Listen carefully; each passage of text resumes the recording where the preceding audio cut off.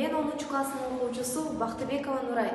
Бүгүн сиздерге эң ыйык баалуулуктарыбыздын бири кыргыз тили тууралуу кайрылгым келет.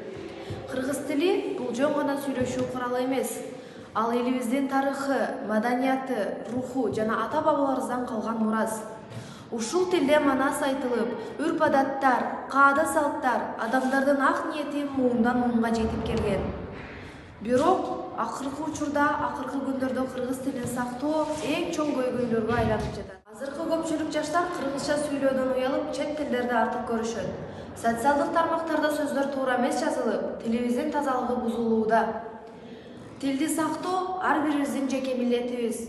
Мектепте сабак учурунда кыргызча сүйлөшөлү, үйдө ата-эне менен кыргызча баарлашалы. Китеп окуу, макал каптарды үйрөнүү, сөздөрдү туура колдонуу бул тилге болгон сый-урматыбыздын белгиси. Биз жаш муун, биздин ар бир аракетибиз тилибиздин келечектеги жашоосуна негиз болот. Ар бир сөзүбүз менен, ар бир аракетибиз менен биз тилибизди сактай алабыз. Бул тил бизге ата-бабалардан калган аманат. Мен кыргыз кызы катары өз тилим менен сыймыктанам.